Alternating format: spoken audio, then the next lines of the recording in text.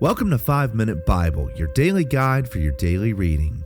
Today's April the 13th, and we'll be looking at 1 Samuel 18 through 20 and Psalms 11 and 59.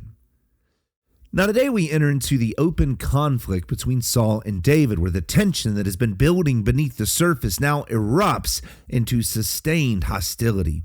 The kingdom has become a divided reality, with a rejected king who's sitting on the throne and a chosen king who is constantly on the run. And in that way, 1 Samuel 18 through 20 shows us how quickly favor can turn into opposition when God's purposes begin to unfold. And alongside this narrative, we see in Psalms 11 and 59 a window into the inner turmoil and life of David as he is hunted, and how he uses this moment to cry out to God. Together, all of these passages reveal both the visible conflict around David and Saul and the unseen stability within David. So, with 1 Samuel 18, we see that David's victory over Goliath has now elevated him in the eyes of the people, and his success continues in everything that he does. Jonathan, who is the king's son, who would be king eventually, recognizes what God is doing and forms a covenant with David, binding himself in loyalty to the one that he now recognizes will be king. Saul, however, responds very differently. When the people celebrate David above him, something shifts in him. What begins as a mild uneasiness quickly hardens into jealousy, and then jealousy into violence. Saul attempts to even kill David multiple times, revealing that his opposition is no longer restrained or hidden. Then in chapter 19, things intensify. Saul's intentions are no longer subtle. He openly seeks David's life, forcing David to flee. And what is striking is how isolated Saul becomes. Jonathan warns David, Michal helps him escape, and even those closest to Saul begin to act against his commands. The king still holds power, but he's losing loyalty, and he's losing clarity and sanity and control over the kingdom that he's white-knuckling to keep. Then in chapter 20, the conflict is confirmed beyond any doubt. David and Jonathan devise a plan to test Saul's intentions, and the result is decisive. Saul's anger erupts not only against David, but even against his own son. And Jonathan recognizes that David will indeed be the future king. And the two make a covenant that acknowledges God's hand in what is unfolding.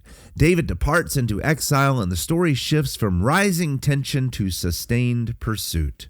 This is the moment where Psalms 11 and 59 come into clear focus. Psalm 59 is tied directly to this period when Saul sends men to watch David's house in order to kill him. And then Psalm 11 reflects the same kind of pressure where the foundations seem to be collapsing around David. And both of these Psalms allow us to hear David's voice, not as a victim who's in panic, but as a servant who's anchored in the unshakable reality of who God is. So as you read today, I want you to ask the following question. What do we anchor ourselves to when opposition becomes personal, persistent, and unjust? And these chapters show us that while circumstances may become unstable, the faithful and the righteous remain steady by rooting themselves in the rule and character and promises of God. And in that way, the key tension in these passages is the collision between destructive jealousy and covenantal faithfulness, between a king who clings to power and a king who refuses to seize it. Saul is consumed from within. Though he still wears the crown, he is driven by insecurity. He's unable to tolerate the rise of another. His jealousy distorts his judgment, it fractures his relationships, and ultimately turns him into a pursuer of the very man that God has chosen. David stands, however, in stark contrast. Though anointed to be king, though favored, and though fully aware of what God has promised him, he doesn't grasp for the throne. He doesn't retaliate, manipulate, or force the outcome. Instead, he waits. He entrusts himself to God's timing, even when the path leads through danger and exile. And in that way, the Psalms deepen this pattern by revealing the internal reality behind David's external restraint. In Psalm 11, when others urge him to flee in despair, he declares that the Lord is still enthroned, the Lord is still ruling, and that God sees all of these things. In Psalm 59, though he is surrounded by enemies, he cries out honestly, and he anchors himself in the truth that God is his strength and his refuge. And this exposes a kind of critical reality. The world responds to threat by tightening its grip and asserting control and eliminating its rivals. But God's people are called to a different posture, one of patient trust and covenant loyalty and confidence that God's purposes do not need to be forced into existence. And in that way, these chapters point us directly to Jesus Christ, the true King. The one who is rejected before he is enthroned. Like David, Christ is the anointed one whose rise provokes opposition from those who are in power.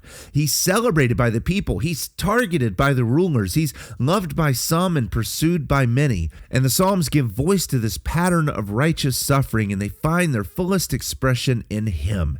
He's not only opposed unjustly, but ultimately delivered over to death. Unlike David, who escapes and waits and ascends the throne, Christ moves forward willingly, embracing the path that leads to the cross. He doesn't avoid his enemies, he defeats them through his obedience. And through what appears to be a resounding defeat at Calvary, he secures the ultimate victory over sin, death, and the devil. And in doing so, he establishes a kingdom that can never be overthrown and that can never end. So as you read 1 Samuel 18 through 20 and Psalm 11 and 59 today, I want you to watch how David refuses to force what God has promised. Because tomorrow we're going to follow him deeper into his exile and see how God sustains him when the path forward becomes even more uncertain. But with that, read your Bible carefully, devotionally, and joyfully, and may the Lord use his word to sanctify you completely, and we will continue our journey tomorrow. God bless you.